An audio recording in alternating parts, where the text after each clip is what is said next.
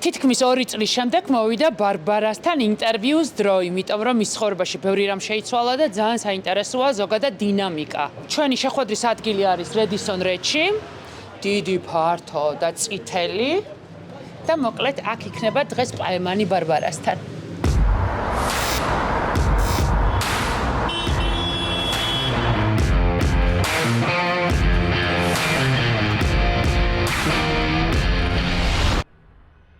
ურებ შენს ინსტაგრამს და მე ვფიქრობ, რომ საქართველოს დედოფალი სოციმედიის ხარ შენ. შენზე არ მოტყუდეს მაგით თათარა ვიდეოში გადაიხდება ჩიფი მაიოს თანა მიიღებს წარმოუდგენელია შენი უკავშირი შენი გამომწერების მხრიდან.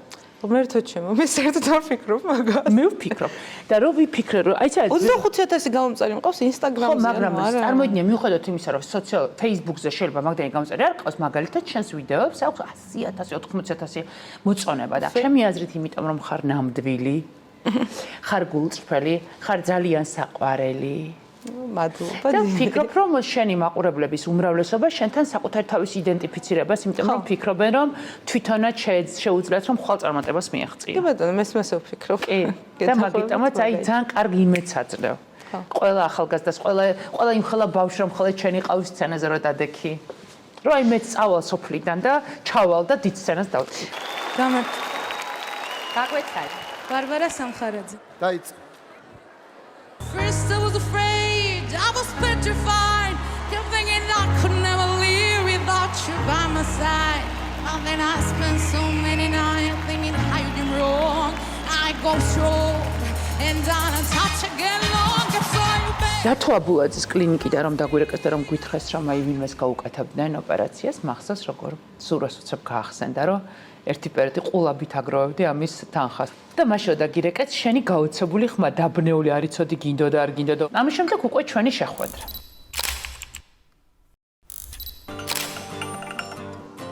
ბატონო. ბარბარე, გისვენთ? როგორ ხარ?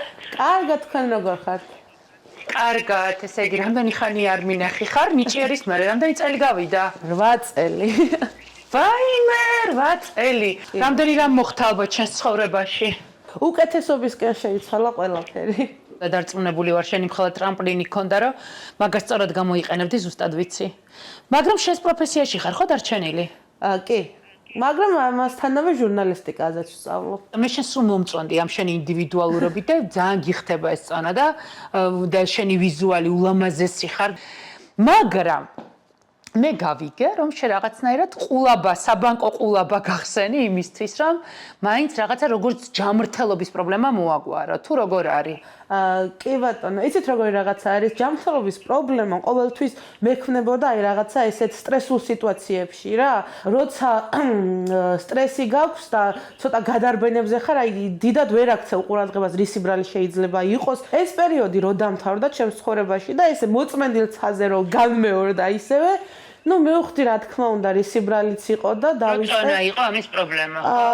კი ბატონო, მეტწილად კი და დავიწყე სწორი ყვება რაღაცა ჩემი ძალებით შეუტია იქითანაც ვიყავი, მაგრამ ამან კიდე სხვა პრობლემაც დაამატა. ჩვენ გვითხრეს ეგ, რომ თანხას აგროვებს ამისთვისო და რაღაცნაირად იცი რა გადავწყვიტეთ, რომ ადამიანებს ვაჩვენოთ, ერთის რატო ხარ კარგი გმირი ჩვენთვის რა, იმიტომ ხარ კარგი გმირი, რომ არა ჯანმრთელობის პრობლემა, შენი სხეული შენი წონით გიყვარდა და გიყვარს. და შესაბამისად აი გვინდა აი კარგი მაგალითი ხარ სხვა პუტკუნა ლამაზი გოგოებისთვის, რომ მათ უთხრა რომ და აჩვენო და დაარწმუნო ისინი, რომ ჩვენი სხეული ჩვენ თუ მოგწონს, მნიშვნელობა არ აქვს საზოგადოების სტანდარტებს მეზობელი რას ფიქრობს და ასე შემდეგ და შენ სხეულში ბედნიერი ხარ. უბრალოდ ჯანმრთელობის პრობლემები დაგეწყო ცხოვრებაში, თორე შენ სხეულში ბედნიერი ხარ და ამიტომ მინდოდა რომ მეჩვენებინა შენი სახით მაყურებლისთვის და ამიტომ შეგარჩიეთ გმირად, რომ ჩვენ გაგიკეთოთ ეს ოპერაცია და შესაბამისად შენგან შევქნათ ძალიან პოზიტიური და სწორი გმირი, რომელიც ამბობს რომ ისეთები უნდა გვიყვარდეს ჩვენი თავი, როგორებიც ჩვენ მოგწონს და როგორებიც სხვებს მოგწონვართ. კი, აი მე ძალიან დიდი მადლობა. და ჩვენ შევეცდებით რომ შენ გახდე ქართველი ადელი. ძალიან დიდი მადლობა. აქ უკვე როგორ ვარ იცი? ნონას გადაცემის მერე ვიცი ყველაფერი. სახში მივდივარ ფაქტურად ჩათვალე, ვიცი რა შეკითხებს დაგისვამენ და რა ანალიზებს გაგიხდით. გამარჯობათ, გამარჯობათ. გამარჯობათ, როგორ ხართ? კარგად. გამარჯობათ. როგორ ხართ? ნახე, მალე შენ აქ დაგკიდებენ. საოცარი შედეგებია რა? კი ბატონო.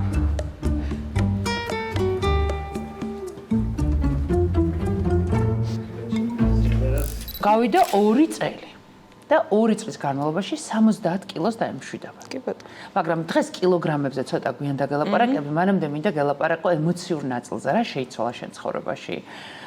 რა გადაფასდა, იმიტომ რომ ადამიანს გარეგნული ცვლილება აქვს ზუსტად ისეთი მნიშვნელოვანი როგორც მენტალური, როგორც შინაგანი. ეს ყველაფერი ძალიან ერთად არის რა და მოდი დავიწყოთ რა ხდება ეხლა შენთან, რა შეიცვალა. როგორც ფიზიკურ პრინციპში ფიზიკურიდან დავიწყოთ, ასევე სულიერ ჰარმონიაში ვარ ჩემს თავთან. 100%-ით.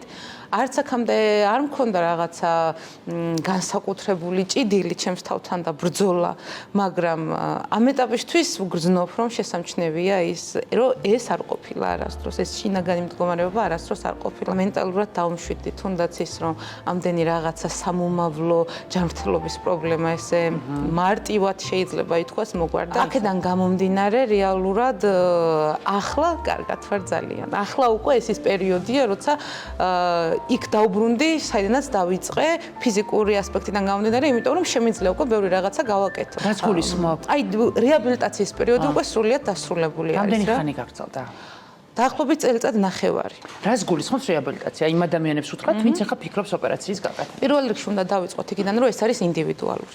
ყველა ექიმთან არის ინდივიდუალური. ჩემს შემთხვევაში, ყოველ 3 თვეში ერთხელ ბატონი დავითის კლინიკაში მივდიოდი ხოლმე ანალიზებზე, ვაკონტროლებდი იმას, რა ხდებოდა, იმიტომ რომ შეიძლება არსაიდან დაიწყოს ისევე შიმშილის შეგრძნება, თუნდაც და ამ დროს იწყება უკვე შინაგანი ომი, რომ აი ყველათ ხომ არ გავიკეთე, მაგრამ რეალურად ეს შიმშილის შეგრძნება რაღაცა ვიტამინის დეფიციტით არის გამოწვეული, იმიტომ რომ მთლიანად დეფიციტში მიდიხარ როგორც კალორიული, ასევე წონის დეფიციტში.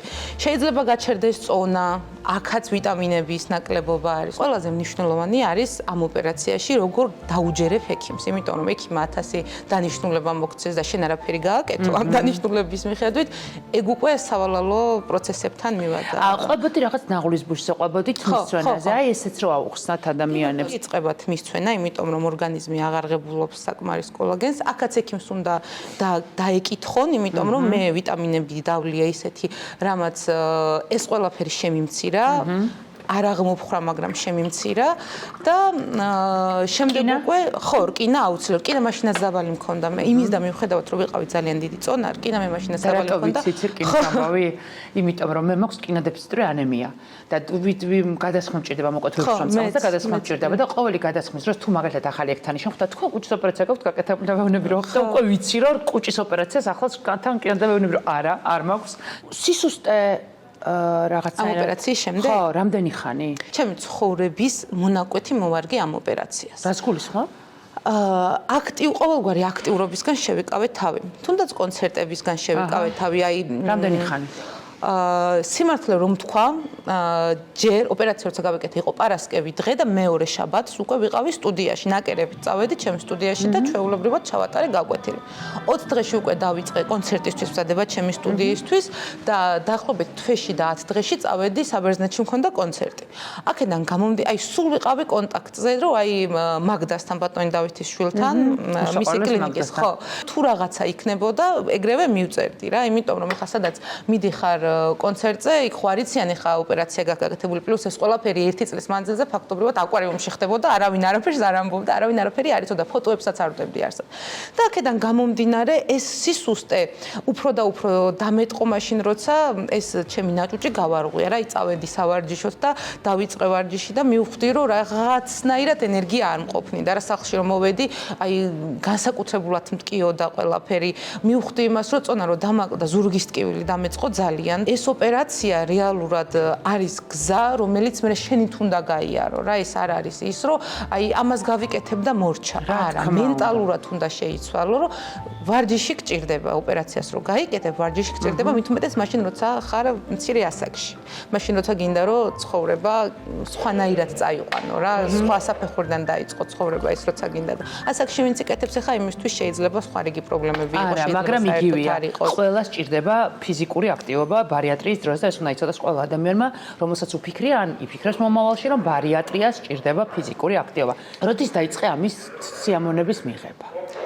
ამით სიამოვნების მიღება ძალიან გვიან დავიწყე, ძალიან გვიან, იმიტომ რომ ჩემთვის წონის კლება ასე უცებ განხორციელებული ჩემი ჩანაფიქრი დეპრესიას დაუკავშირდა. ფსიქოლოგთან დამჭირდა საუბარი.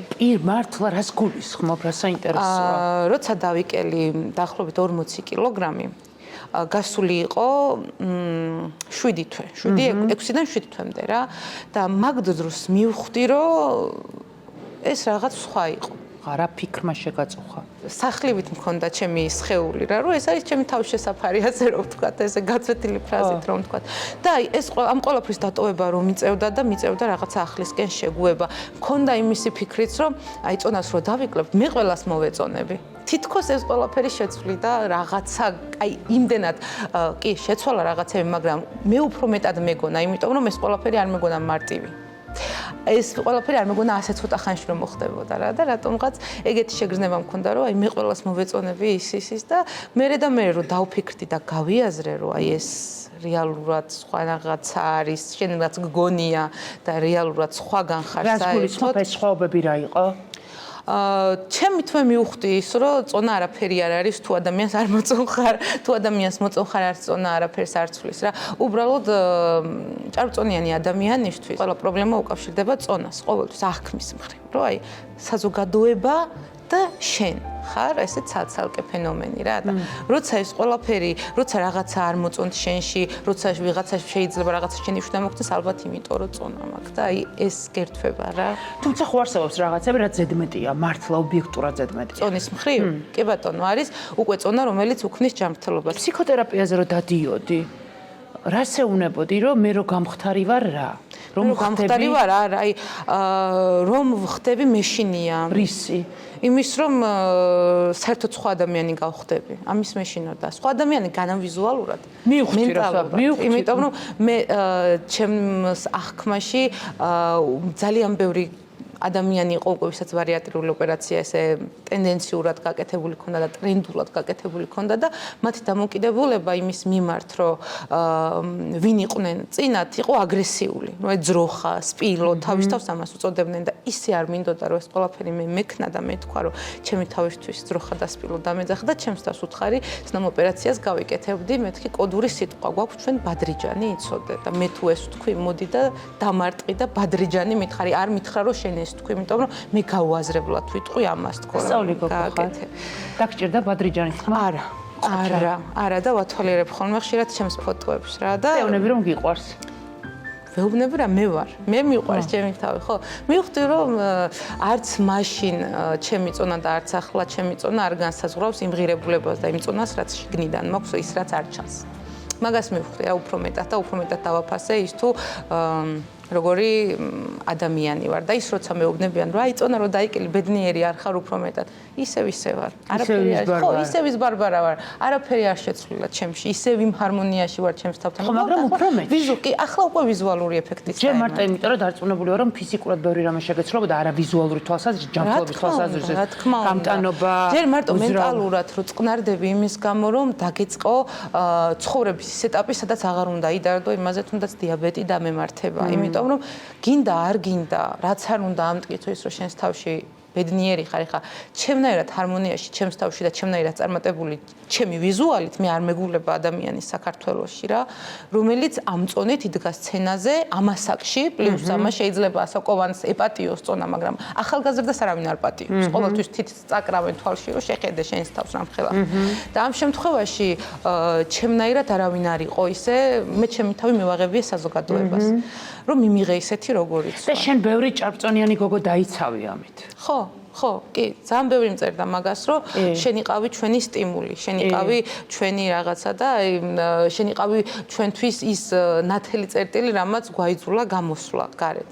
ეს ტენდენცია ისედაც მოვიდოდა დროსთან ერთად, მაგრამ 2015 წელს ეს 10 წლის უკან ეს არ იყო. მაშინ ბულინგიც არ ვიცოდით და მაშინ ისიც არ ვიცოდით, როდესაც გონებოდნენ რომ ძრო ხარას გავხარ, ცუდი იყო და შეურაცხყოფა. რაღაცები დრო მოიტანა რა განვითარების მხრივ ადამიანების მენტალური ცვლილებები დრო მოიტანა. როგორც ხდება ხოლმე პრინციპში დროსთან ერთად შეიცვალა. კი ბატონო. არა მე დღეს უყურებდი შენს სტორებს პიცას ჭამდი. ხო. და თქვი ეგეთი რამე რა. რომ ისო აქამდე ოპერაციამდე გარეთ არ მიჭამიაო. კი ბატონო. ძალიან საინტერესო რამეა. 23 წლამდე არ მიჭამია გარეთ. ანუ როგორ ვერც ერთხელ ვერ მოხვდი ისეთ გარემოში რომ აი სადღაც კაფეში დაჯექი თუ ეს იყო რაღაცის ფობია. როცა 14 წლის ასაკში ხდები ცნობილი ადამიანი, გერქმევა ცნობილი ადამიანი. როცა მართლა სოფლიდან მოდიხარ და აქ არავინ არაფერი არ იცის შენზე და ერთხელ უკვე იწყებ ჭამას ქუჩაში და ზედ გაფრინდებიან ამ ყველაფრის ფონზე რა და არავინ არ ირიდებს, იმიტომ რომ მაშინ ეს მორიდებაც არ იყო. მაშინ ხალხი ბევრად ღია იყო. არავინ არ ირიდებს იმას რომ დაუშვათ შენს მას ემოციურ მდგომარეობას, არავინ არ ზრუნავს იმაზე რომ შენ შეიძლება თავი ცუდად იგრძნო. პლუს ამას რამდენი ცადე ჭამა ან ხელში რაღაცა მეკავა ყველაზე მიყურებდა და ეგ კიდე უარესია როცა გიყურებენ და არ იცი რას ფიქრობენ ამ დროს შენზე რა და აი ეს კომპლექსები არ საიდან მოსული აი კომპლექსის განვითარებას ხო ამას მე ვამბობ ეხა იცით როგორ აი მე რასაც ვფიქრობ რომ ეს განმივითარდა რა ეს განმივითარა უბრალოდ სადაც მივდიოდი ხოლმე აი ზოგადადაც ამ მასე არის ყოველთვის ჭარბწონიანი ადამიანი და ბევრი ჭამა არის ერთმანეთთან კავშირში მასე გონია ხალხს მაგრამ ჩემ შემთხვევაში ასე არ იყო ამ შემთხვევაში კიდე სხვა რაღაცა იყო. მაგრამ აი ის არ მინდოდა ვინმეს გონებოდა რომ აი ემას ახლაშია და ვერ ითმენს და მაგიტო ჭამს და მაგიტო შემოვიდა და აი რაღაცა აი ასეთი დამოკიდებულება მქონდა სულ. მაგრამ ეს იმას არ ნიშნავს რომ მე როცა დავინახავდი ვინმე პუტკუნა ჭამდა ამას ვფიქრობდი. არა, უბრალოდ მე ყოველთვის ჩემს თავს სხვისი თვალით ვუყურებდი რა. ანუ სარკეში რომ ვხედავდი იმას რომ რა სიტყვა და ლამარადეი და რა სიტყვა და ვიღაცა დოდოდეი და აი დეიდების თვალით ვუყურებდი ამ ყველაფერს და ერთ დღესაც მივხვდი რომ ცხოვრება ძალიან ხანმოკლეა და როცა ჩემი სურვილი რო იყოს, ანუ ყველა ადამიანი თავის ასაკის მიხედვით უნდა წავიდეს და ის ადამიანები, ვისაც მე ვფიქრობ, ჩემზე უფროსები არიან და ისინი როცა წავლენ და მე უკან მოვიხედავ, რა დამრჩება ის, რომ ესენი ჩემზე ამას ამბობდნენ და ეხლა ისინი სად არიან მე სად ვარ. მე ვფიქრობ, რომ ადამიანის თავისუფლება იწყება იქ, როდესაც ანებებს ფიქრს თავს, რას ფიქრობს მასზე ხალხი. სინამდვილეში, როდესაც მეკითხებიან რა არის თავისუფლება, ჩემთვის თავისუფლება არის, როდესაც არ გაინტერესებს შენს ცხოვრების გადაწყვეტილებების დროს, რას ფიქრობ შენზე საზოგადოება. პროფესიულად რა თქმა უნდა განვითარებისთვის საჭიროა ვიცოდეთ ხალხი რას ფიქრობს, მაგრამ ცხოვრებაზე, ჩემს გარეგნობაზე, ჩემს სტილზე, ჩემს პირად ცხოვრებაზე ხო საერთოდ. როდესაც მივხვდი, რომ მე არ მაინტერესებდა არავის აზრი, მაშინ მივხვდი, რომ მე ვიყავი თავისუფალი ადამიანი. ხო, მეც მე ბევრად დიდი ვიყავ შენზე. და მე შენს ასაკში ძალიან ვიტანჯებოდი. და ძალიან ყოჩაღ შენ რომ შენ ამ ასაკში ხარ, უკვე ამ ასაკში შეგიძლია მიიღო გადაწყვეტილება შენით, შენი სურვილებით და არა რაღაცების. ხო, აი შეიძლება მუსიკალურ ასპექტში კიდე უფრო დაფიქრდე რა უნდა სხვას და რას მოусმენს, იმიტომ რომ ხო, დღეს უკვე მასე არის. მაგრამ აი ის თუ მე რას გავაკეთებ, ვიღაცა ჩემზე უარეს გაკეთებს, იმაზე დაიწყებენ ლაპარაკსაც, რომ მე განსხვავებულ ვერაფერს გავაკეთებ, რაც არ გავაკეთებ და პლუს ამას. მე მივხვდი იმას, რომ ამ ცხოვრებაში ყველა ვცხოვრობთ ერთხელ და შეცდომები გვეპატიება, არავინ არ ვართ გამოცდილები. არავინ არ არის გამოცდილი. ეს არის ერთხელ ცხოვრება და პიკასოს აქვს ასეთი ნათქვამი, რომ მე თუ არ შემეშალა, როგორ ვისწავლო და აღარ შეცდომების აღარ მეშინია.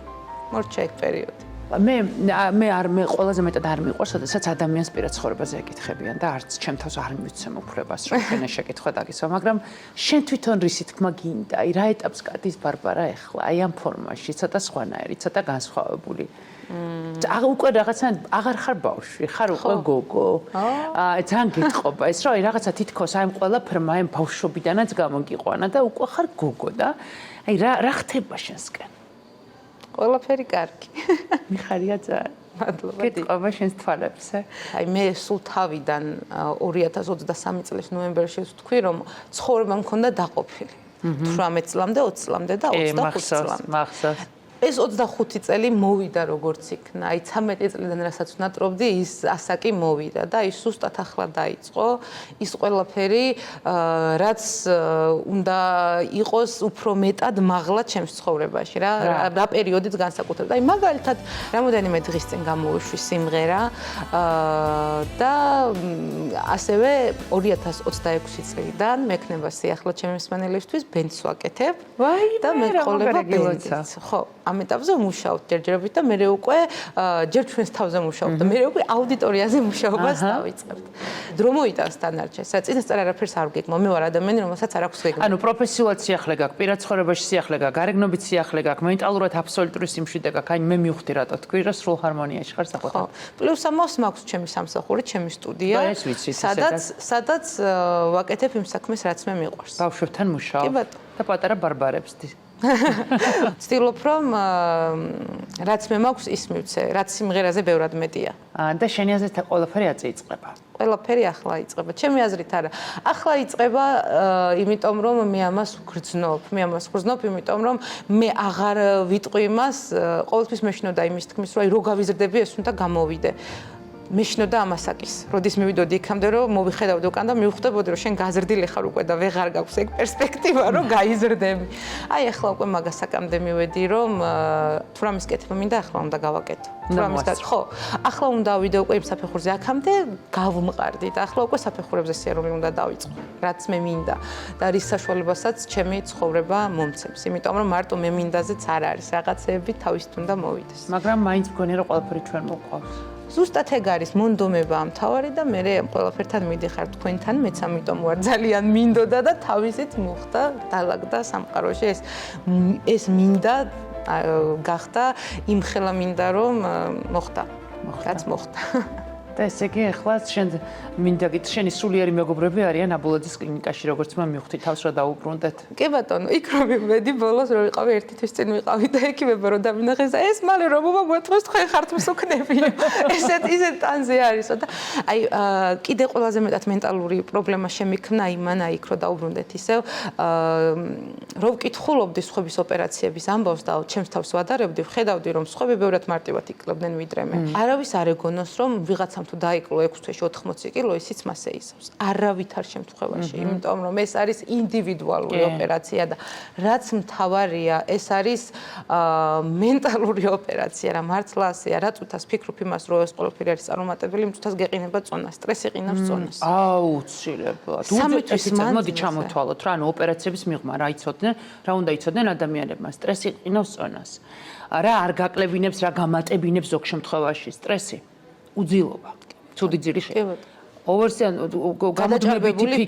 გამუდმებითი ფიქრი, საკუთარი თავის არ მოწონება. როგორც კი საკუთარი თავის არ მოწონებას იწყებ და მაშინვე რაღაცნაირად თითქოს არ ვიცი, აი რაღაცნაირად თითქოს უარესობისკენ მიდიხარ და აი თითქოს რომ დაფიქრდე, შენი გონება ცალკე ცხოვრობს, სხეული ცალკე ცხოვრობს. რა სხეული დამოუკიდებლად აკეთებს ყველაფერს და შენი გონება რაღაცნაირად შეგიძლია გააკონტროლო, მაგრამ რეალურად ეს ორივე როცა ერთმანეთთან კავშირში არის და ერთად მუშაობენ, ამ დროს იწყება უკვე შედეგი.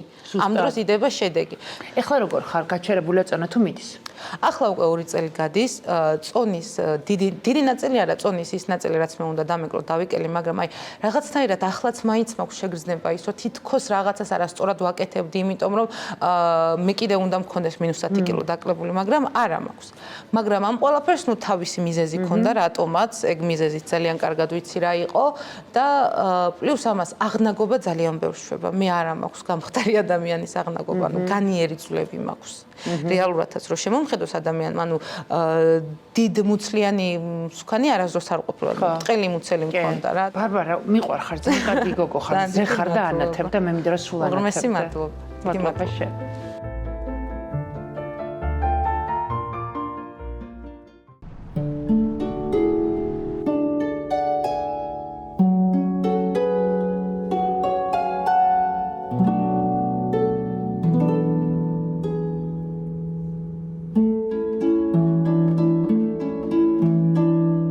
ჩამოვედით ქუთაისში 36 წლის დედასთან, რომელსაც ყავს 9 შვილი.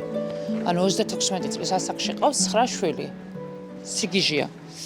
სოციალურად დაუცველებელი ფინანსურად ძალიან უჭირდა ასეთ დროს ყოველთვის უნდა ხოლმე ვკითხო შობელს. მისი აი რაღაცნაირად ერთის მხრივ ხო ძალიან კარგია რომ მრავალშვილიანი დედა ხარ, მაგრამ მეორეა, როდესაც შვილების უზრუნველყოფა არაფრით არ შეგიძლია, მაინც ამხელა პასუხისმგებლობის აღება რაზე დგას.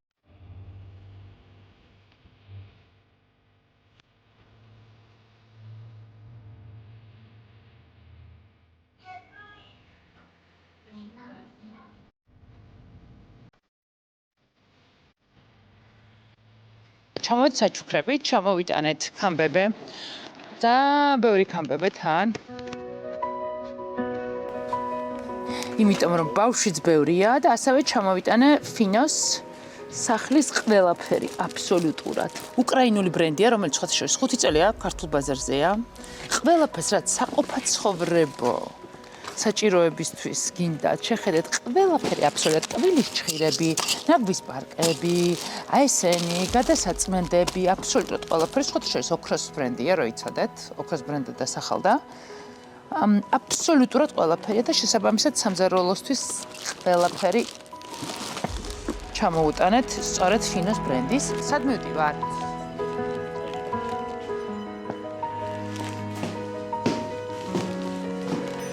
გამარჯობათ. გამარჯობათ.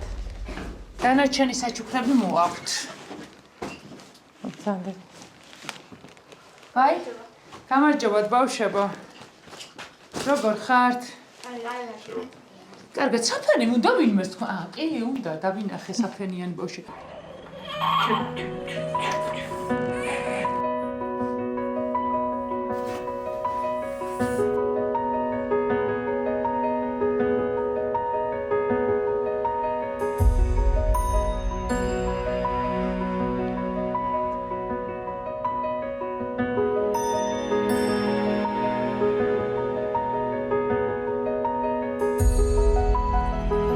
კამბებე საფენები, ჩვენი მაყურებელი იცნობს კამბებე საფენს, იმიტომ რომ მრავალშვილიან ოჯახებთან როგორც წესი ეს საფენი მიგვაქვს, რატომ? იმიტომ რომ ბოტანიკური კონცეფციისაა, იმიტომ რომ დაცულია ბავშვი, არ შეიცავს პარფიუმს და 1-დან 7-მდე არის თითქმის ყველა ზომა, მოკლედ.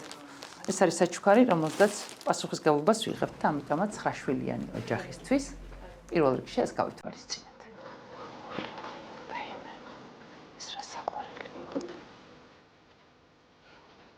ამაღარ ვლაპარაკოდი, მაგას აპროტესტებდა.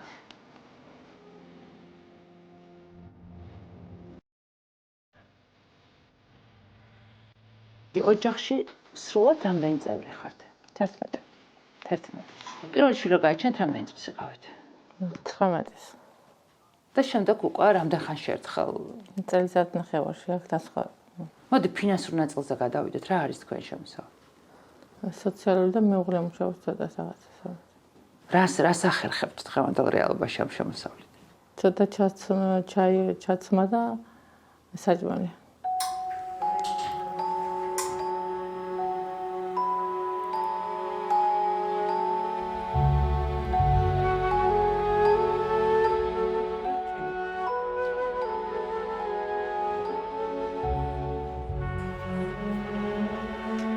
რა ქვია? ნინო, ნინო, რამდენი წლის ხარ? 14-ის. სწავლობ სკოლაში. კი. პროფესიას ჩამოყალიბებული ხარ? არა. სახელები რო ჩამომითვალა, 16 წლის ეს, 15 წლის ეს, ყველა სახელი და ასაკი რო ჩამომითვალა. მამუკა 16 წლის, მე 14-ის, კასო 13-ის, 11-ის ნატა. ხო? მარინი 9-ის. 9-ის საფერმის. რის? შემდეგ? ლილე 6-ის, გიორგი 3-ის, თათული 2-ის. და? რამდენი? 1 დღის.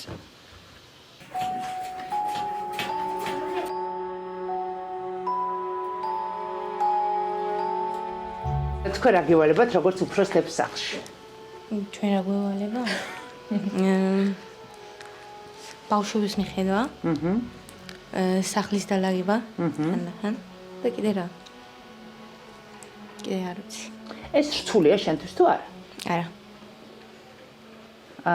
აი რომ გაიგერო, დედა მე-9 ბავშვზე იყო ფეხბურთში. ჩემი რეაქცია რა იყო?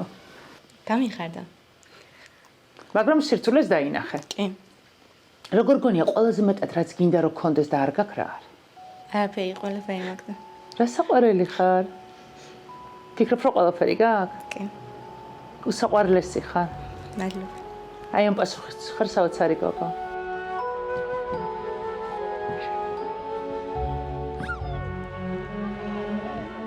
ეს პროდუქტი არის მათთვის, ვისაც აინტერესებს ლიფტინგი. ზოგადად კოდალი რომ დაიბადა საფრანგეთში, თქვენი ძალიან კარგად იცით. დაიბადა მევენახეების ოჯახში, როდესაც ოჯახის დიასახლისი მიხვდა, რომ ყურძენს ჰქონდა ძალიან ბევრი ისეთი საჭირო, აუცილებელი, მნიშვნელოვანი და ეფექტური შემადგენლობა, რომელიც შეიძლება გამოყენებული ყოფილიყო სახის ხაზში ქალებისთვის და არა მხოლოდ მათთვის და შესაბამისად დაიწყო კოდალის შექმნის ისტორია ყურძნის წიბწებისგან. მაგრამ ზოგადად იმიტომ რომ ყურძენი არის ალერგიული და ყურძნის წიბწებმა ალერგიული ფონი შეუქმნა ძალიან ბევრ ქალს. ეს პროდუქტი არის გამონაკლისი იმ მხრივ, რომ ეს არის ანტიალერგიული ხაზი, ანუ თუ კოდალს ვერ იყენებდით იმიტომ, რომ ალერგიას გაძლევდათ, ეს პროდუქტი შეიქმნა სპეციალურად თქვენთვის. ეს არის კოდალის ხაზის მთელი რუტინა.